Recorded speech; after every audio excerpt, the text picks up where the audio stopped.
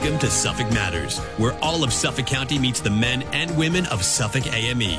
News, opinions, and insights you won't hear anywhere else. Here's your host, the president of New York's largest independent union, Suffolk AME's Dan Leveler. Welcome to another edition of Suffolk Matters on Walk 97.5 and 94.3 The Shark, where Suffolk County meets the men and women of Suffolk AME. News and views you can't hear anywhere else. So my guest this morning is John Manzi. He's the Fire, Rescue, and Emergency Services Unit President at Suffolk AME. Good morning, John. Good morning, Dan. Thanks for having me. Yeah, absolutely. We're thrilled to have you, and I think there's a lot of things that we need to get into. Just talking about what, so I said before, Fire, Rescue, and Emergency Services. We'll abbreviate that as FRES from here on out. But let's go a little bit into what you do for the county on a day-to-day basis. What does it mean to be someone that works at FRES? FRES has a lot of responsibilities. We have the Fire Marshal's Office, we have the Office of Emergency Management, we have the Emergency Communications Dispatchers, and we have administrative staff.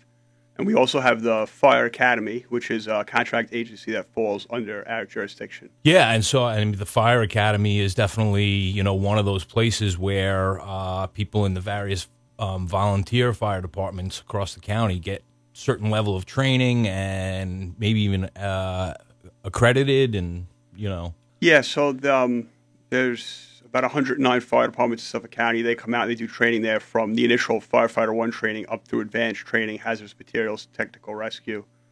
And then at FRES, I work in the Fire Marshal's Office.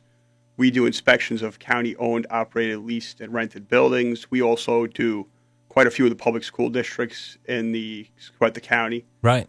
Yeah. We do, training, fire safety, extinguishers. The Office of Emergency Management does a lot of preparedness work.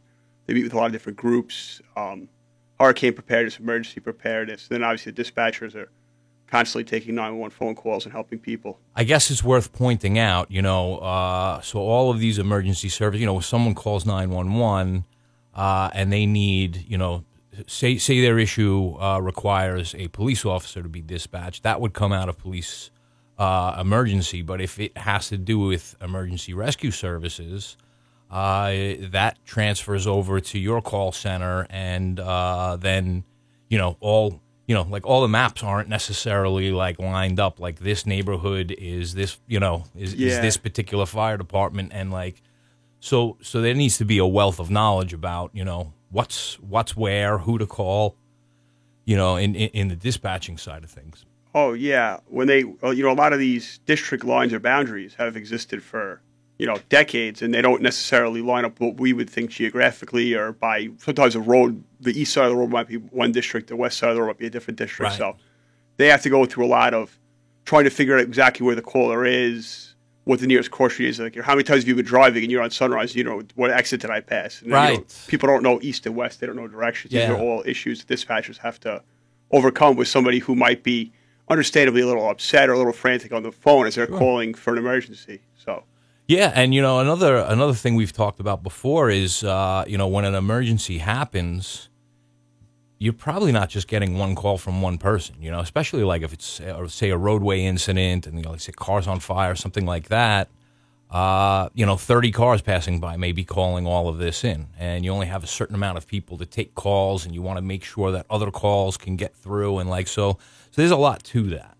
Yeah, and you also have to make sure that it is in fact the same accident. How many times are you driving one way and someone's not paying attention the other way and they cause a separate unrelated accident? Right. So, yeah, there's only so many call takers available. There's only so many rollover lines, and they have to make sure that they're getting the information but not spending too long on any one phone call so that the phone is available for other people who might have a separate or an unrelated emergency. Sure.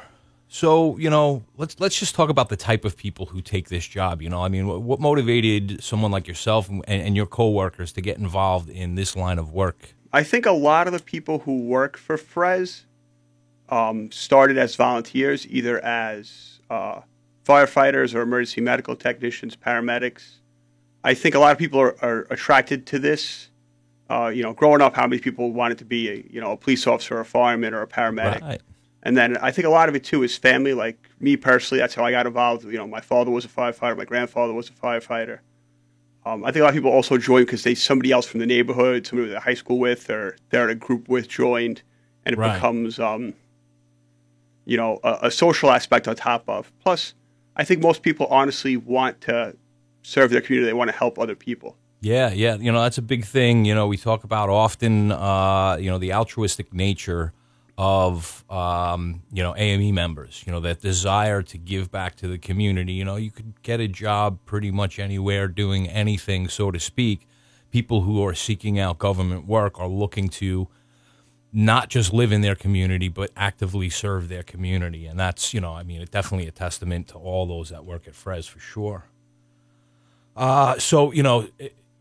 In a similar vein, what motivated you to get involved in union work and representing, the members over at the Fire Rescue Emergency Services? Having a strong union is important, for ensuring that the work that we do is recognized, that, they have the right tools they need to do their job, that they have good benefits, they have good representation. The previous president before me, Tom Moran, did a very good job of representing Fire Rescue, and we are a smaller agency as far as the county goes. We only have about 90 or so employees, but it's very varied, the work, and it's very important, it's very forward-facing, so we need to do a good job of making sure that our employees have what they need to make sure that public safety is met and that we're able to do our job. Yeah, and that's, an important distinction when you talk about groups of people that are represented, that people that came together and said, we want to form and be in a union. You can see the differences between, industries that don't have unions, industries that do have unions, and then those hybrid industries that, some are represented and some are not. And I guess the best example that I can look at is that industry that has some union and some not. And when you have a union presence in an industry, it drives up the benefits and pay and the health and safety and everything else for those people that are unrepresented, because unions care about workers, right? And so to some extent AME is advocating for its members, but in so doing it is advocating for all workers. And AFL being a great example of a large umbrella organization that has lots of different specific groups in it, but when they advocate for workers.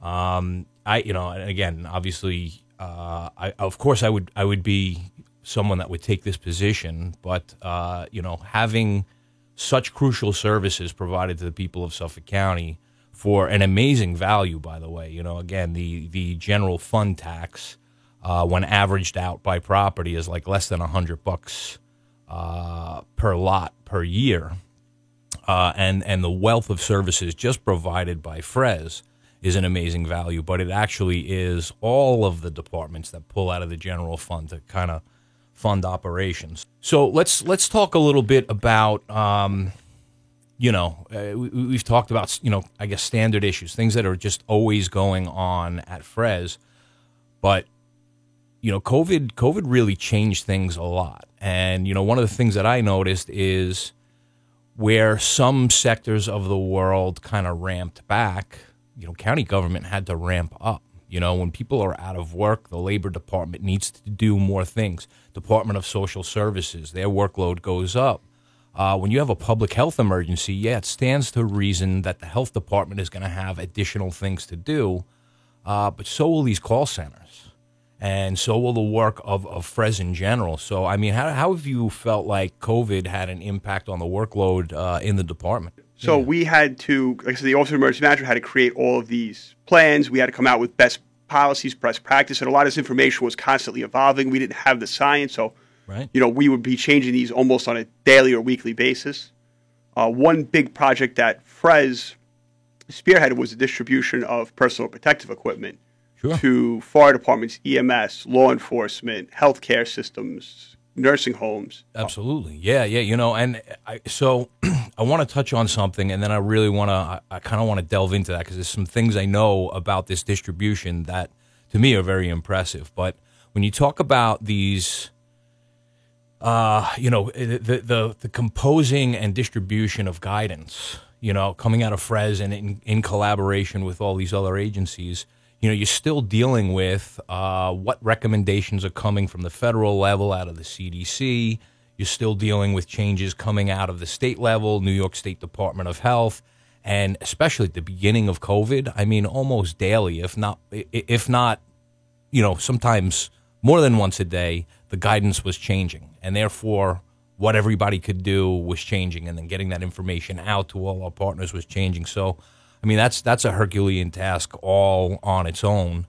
But I want to talk about this, obtaining and distribution of all the PPE that was necessary. And, there are some unrecognized heroes in this whole process. Procurement isn't just done because, someone from the executive's office makes a phone call and says, hey, I need 1 million units of whatever. There are all sorts of people whose job, their function for the county, still coming out of that small pool of money that we talked about earlier, about, less than $100 a year per tax parcel, calling around and finding out, where is this stuff available? Is it viable product, or is it, because there was scam stuff going on and everything else? But most importantly, one of the things that I think, really just struck me is the sheer volume, in terms of dollars, the amount of PPE that was purchased and distributed versus that ratio of material that came in that, maybe could have gotten, contaminated when the box was open or whatever else. Like the numbers for this department doing something like this for the very first time far exceeded what companies like Amazon have in terms of loss. This was really just an amazing thing being done by county workers for the very first time.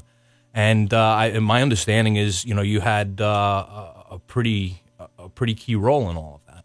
Yeah, so I was the operations section chief for that, and I oversaw the distribution. But I mean, I had a phenomenal group of guys and girls working for me from various agencies, from, like you said, procurement. I had people working in the pod from the fire marshal's office, from the sheriff's office, the police department, parks, probation, and people with various backgrounds. But again, this was not really any of our regular, normal day-to-day job.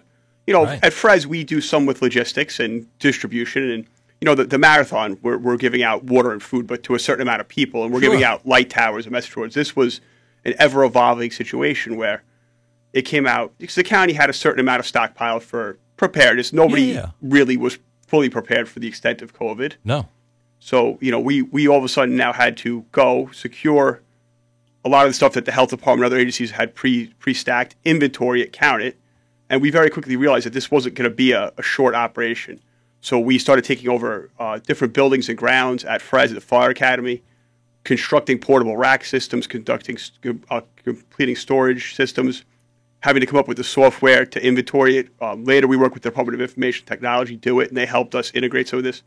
But literally in the beginning, we were on general receipts on carbon copy paper, just writing receipts and inventorying it, and then eventually spreadsheets. But it was, a lot of who had what experience. All right, I had a delivery route, or I worked at FedEx, or I could drive a forklift, and plugging guys and girls in where they fit best. And I think everybody worked well because they found their part of the operation that they could do well. And the mission was so much bigger than anybody individually that everyone just did what they had to do. And I had members who worked 6-7 days a week, 12-hour tours, who had a young child at home that they maybe couldn't be at home as much as they wanted, and who had to also balance out their regular work details with distribution. No, and that's, again, a testament to, the value of a government employee, right? Again, private industry could have stepped in and done this, but it would have been a massive cost.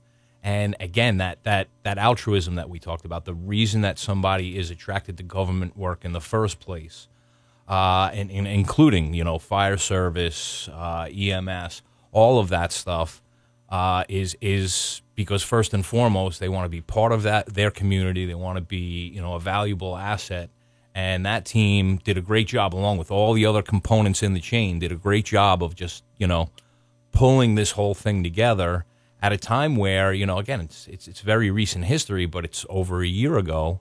There were shortages everywhere, and people needed to be protected, and services couldn't stop because there wasn't PPE available. So, like, you know, this was literally making sure that all the emergency operations in Suffolk County were maintained and continued, whether or not they were government services, right? Because as you listed, there were outside agencies that definitely needed this PPE as well.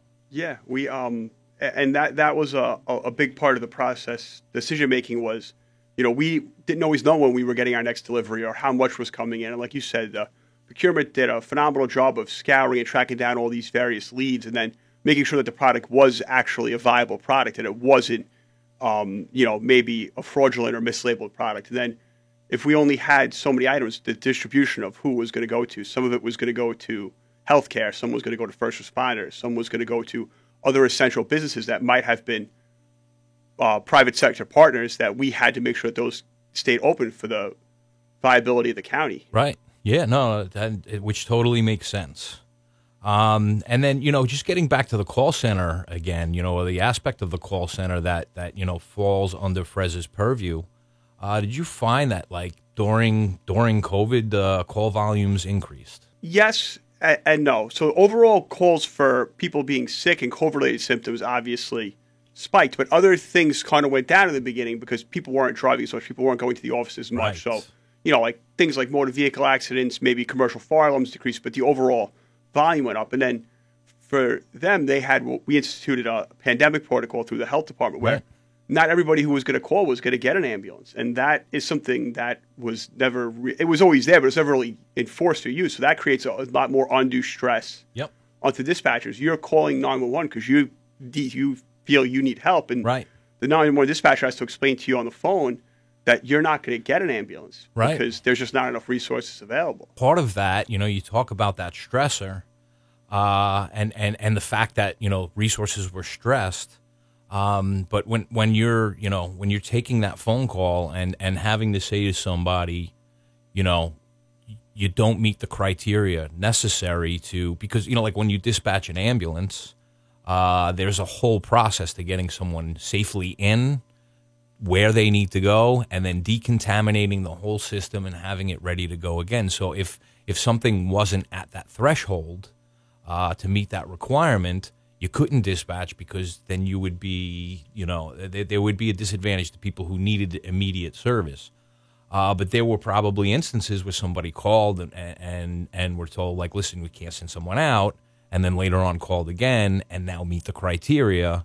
And that weighs very heavily on people who are, you know, again, by nature, they just want to help. You want to tell everybody, yes, we're going to get somebody out, we're going to help you out. But with the call volume being how it was and the seriousness and you know, the way this stuff was spreading, and I think back to last summer and how the numbers were spiking, and even then back into the fall, we had that same issue. So, you know, there is a stressor that's on the workers who desire to just say, yes, you're going to get, you know, whatever you need, we're going to send it out and we're going to help. And there's got to be some impact on a personal level at the end of the day to say, you know, I couldn't dispatch, you know, every call that came in. Like you said, the ability to triage and prioritize emergencies is absolutely paramount to what we do, fire, EMS, law enforcement.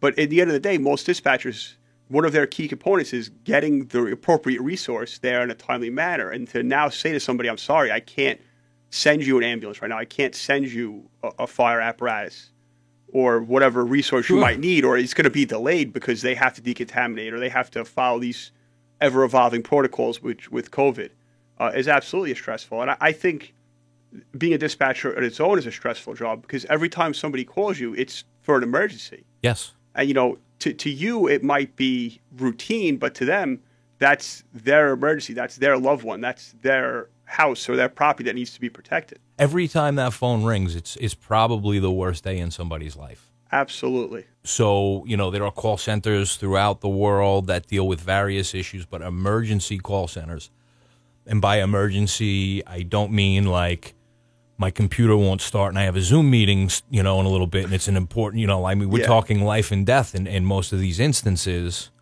You know, those services have to be there. They have to be available. You have a limited pool of people doing that work. and the only calls they get are these stressful calls all the time, day in, day out, every year that they work, and people do 30, 35-year careers, just always being in those life or death situations and trying to, calm someone down and get the relevant details that you need. If somebody's like, kind of in a panic, and like you said, they don't know north from south, they can't tell the details of the situation that they're in, and maybe 3 other people are calling in, and everybody's got a small piece of the story, and you still got to piece that together to get the response out. I don't know. To me, that's, it really is a high-pressure job, and that's not to take away from any of the work that anyone else does, but there's just something very special about, the call center work and how that keeps, local government running. And that just kind of leads me to something that, I think all of our listeners would say, if we were to ask, is a call center operator, an emergency call center operator, a first responder, right?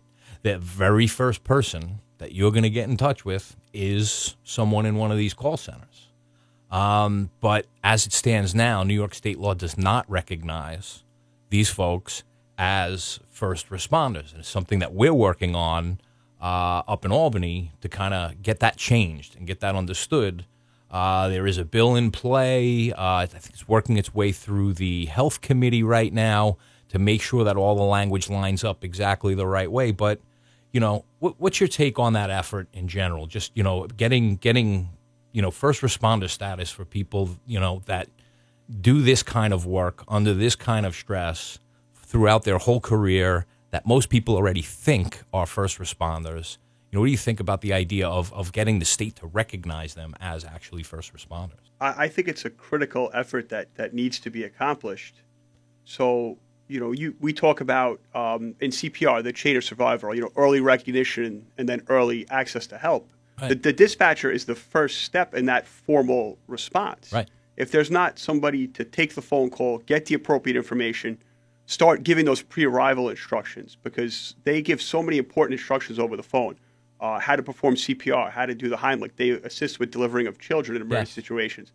They give pre-arrival instructions for emergency medical situations, of whether it's the administration of aspirin or other things.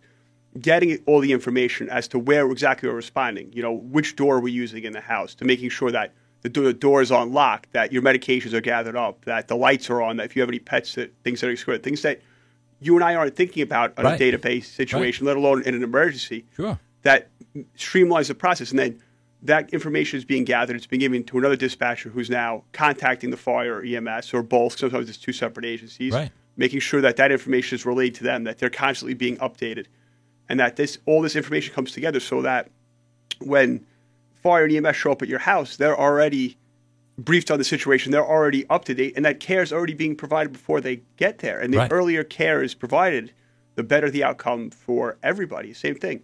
Even if it's a fire situation, of understanding, get out of the house.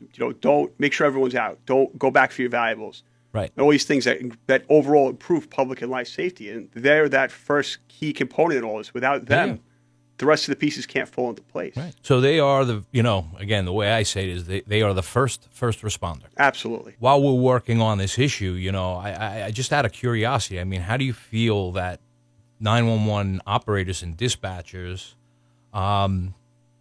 feel about the idea that as of right now, because of reasons, I guess the state just never got around to it, they're not considered first responders? It was definitely an oversight. It's an unfortunate situation that I believe it needs to be corrected. And I think sometimes they feel either forgotten or relegated to a second line role, because they're not, you don't see them on a day-to-day basis. You might talk to them on the phone or talk to them on the radio, but you don't see them where, fire, EMS, law enforcement, we're constantly interacting with each other out at scenes, and they're stuck and confined. They're stuck in their room where they're tied to a phone. They're tied to a console for 8 or 16 hours a day. Sure.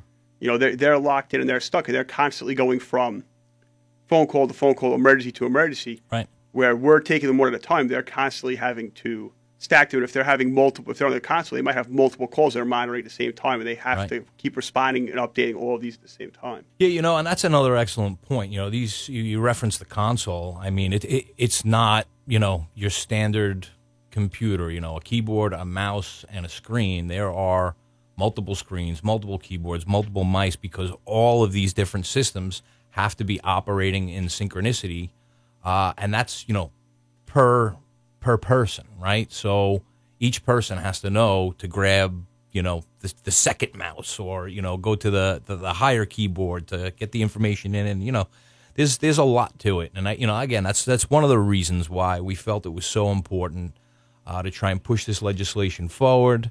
And we did have Assemblyman Abate from the state come down and talk to us, because he's the one who is currently carrying that bill and is working with the folks over on the Health Committee to get those final loopholes kind of closed up. But he did say that he believed that this was something that was going to happen this year. And it should be no surprise to anyone that my position is, these are frontline essential workers, and absolutely the first responders, and should be at the very least recognized as such. We certainly appreciate everything that the union is doing, and that the legislator is doing, and this is why unions are so important, because while we feel this is important, individually or as one unit, we're a very small amount of people. But when we have all the power of all the different units together and the AME together, we have a lot more lobbying power and a lot more ability to raise awareness of situations. I think you said earlier, most people, I think, assume that dispatchers already are covered by this, and they're not. Right. So I think it's just a matter of raising public awareness. I don't think anyone is really against it, as so much as they're not aware that it even needs to be corrected in the first place. And it's a cost neutral item, right? So when we talk about things happening on the state level that have an impact financially, they usually have to have a fiscal note attached to it. And this is something that's cost neutral. It's just literally saying, why on earth did we not realize that these are first responders, and let's get that cleaned up and let's get that handled. So, we're not talking about impacting taxpayers, operational costs, or anything else. We're literally giving long overdue recognition. And John, just real quick, I'm aware of so many amazing stories that happen coming out of Frez. Different things that happen on the job, and then when people are leaving the job on the way home, and they see something and they jump in, and one story that comes to mind is someone seeing someone trapped in a car on the drive home and just pulling over, jumping in, getting them out, and are there any stories that really just jump out to you that can kind of illustrate what it is, that really just captures the heart of, the workers at Frez? The vast majority of the people who work at Frez are also volunteers in their outside life. And I think they respond to emergencies on a daily, if not weekly basis, that most people in the public, I think, would be amazed if they heard some of these stories. But the calls that always stick out to me is where the dispatchers are able to, talk to somebody through a childbirth over the phone of, something that, while it's been going on for a long time, when it's complicated, it's a very stressful situation. You planned for your delivery to be in a hospital with a doctor. Now things went awry, and the only person you have to help is a person you've never met on the other end of the phone, who you now have to immediately gain rapport and trust with as the dispatcher, and then talk them through what to them is the most important event of their life. Right. And you have to do that in a very time-sensitive manner. Absolutely. Yeah, no, that is in fact a very fine example. And again, just the kind of thing that I don't think everybody thinks of when they think about, just picking up that phone and making the call. But, John, I want to thank you again. Our guest this morning, John Manzi, Fire Rescue and Emergency Services, and also Unit President at Suffolk AME. Thank you for joining us and just giving us some perspective on the world of what the members at Frez do. Thank you for having me on, and thank you for everything you guys are doing to help us out and to move forward with the first responder status of dispatchers. It's an important issue. Yeah, it's the time has come for sure. And to our listeners, we will speak to you next week.